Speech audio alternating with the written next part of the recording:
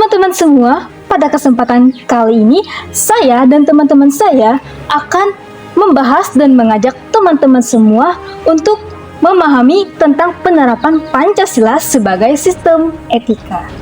Nah, etika berkaitan dengan kebiasaan hidup yang baik, tata cara hidup yang baik pada setiap individu ataupun masyarakat. Dalam pengertian ini, etika sama maknanya dengan moral.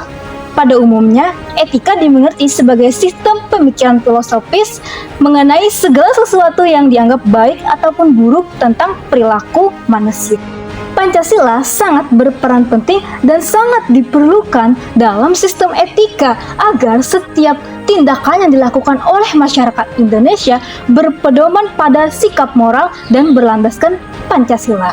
Nah, Pancasila sebagai sistem etika sangat urgensi diterapkan pada kehidupan berbangsa dan juga bernegara karena problem yang dihadapi bangsa Indonesia yang sekarang.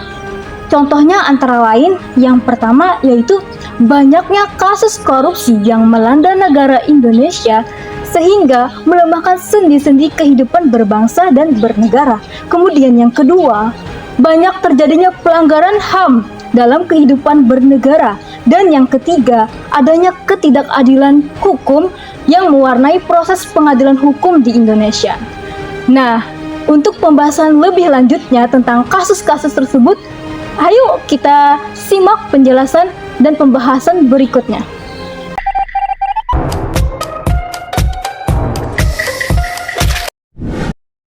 Korupsi adalah sebuah kata yang tidak asing lagi di telinga kita. Tapi, apakah kita tahu apa itu korupsi? Membunuh, kotor, memiskinkan, rakus. Korupsi bisa melibatkan diri kita sendiri dan juga banyak pihak. Korupsi juga dapat dilakukan oleh siapa saja, mulai dari anak kecil hingga orang dewasa. Dari yang nggak sekolah sampai yang gelar sekolahnya panjang banget. Korupsi bisa berasal dari hal yang kecil maupun hal yang besar. Contohnya adalah ketika kamu sedang membeli pentol, kamu makan pentolnya 10 tapi kamu hanya membayar 5.000. Atau contoh lainnya adalah ketika kamu minta uang dari orang tua untuk membayar UKT, tapi pada kenyataannya uang tersebut kamu gunakan untuk jalan-jalan sama pacar. Halo Ma, aku boleh minta uang nggak buat bayar UKT? Oke.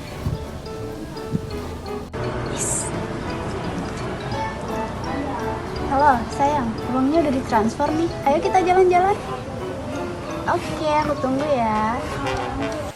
Nah, semua tindakan tersebut adalah tindakan korupsi. Solusinya adalah apa? Kita harus menghargai hak-hak yang telah orang berikan kepada kita dan selalu bersikap jujur. Nah, bagaimana? Apakah korupsi sesuai dengan sistem etika? Nah, kita harus bersikap jujur dimulai dari diri sendiri maupun dari hal-hal kecil. Karena apa? Karena berani jujur itu hebat.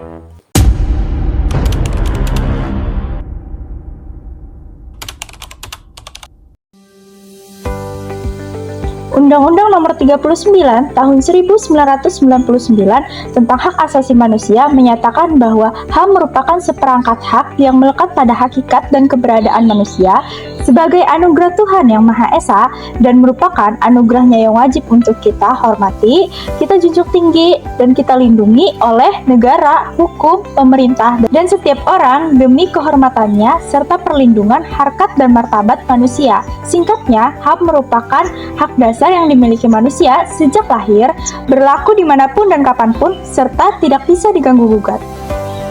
Pemberian gratifikasi terhadap pejabat akan menimbulkan perilaku istimewa, melemahnya perhatian sehingga melemahnya kewajiban, dan pada akhirnya menimbulkan pelanggaran terhadap hak asasi manusia. Pelanggaran terhadap hak asasi manusia contohnya seperti mengambil mangga tetangga tanpa izin, aktivitas perundungan, dan penyiksaan terhadap orang lain.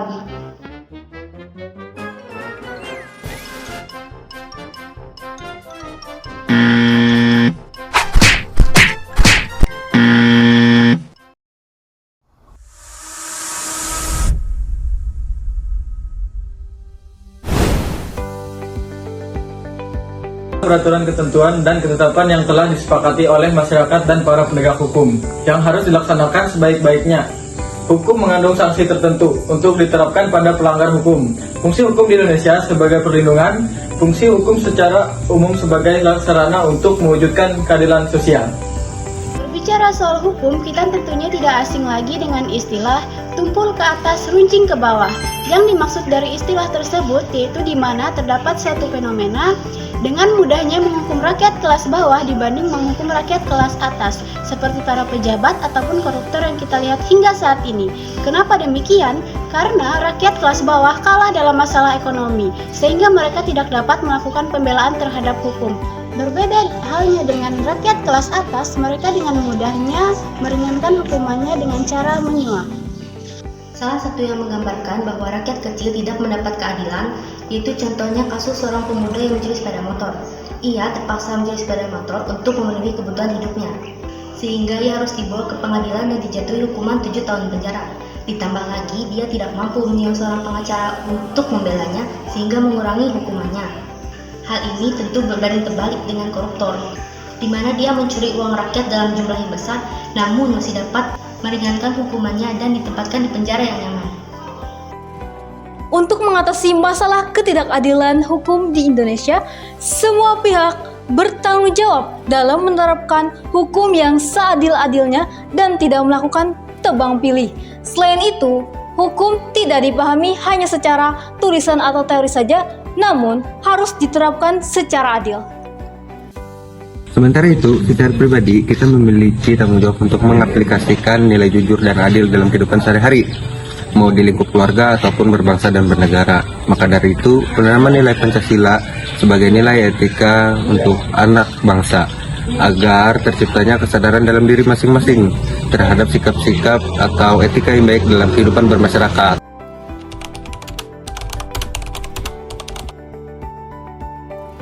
Tindakan yang dilakukan oleh masyarakat Indonesia juga harus didasari oleh nilai moral.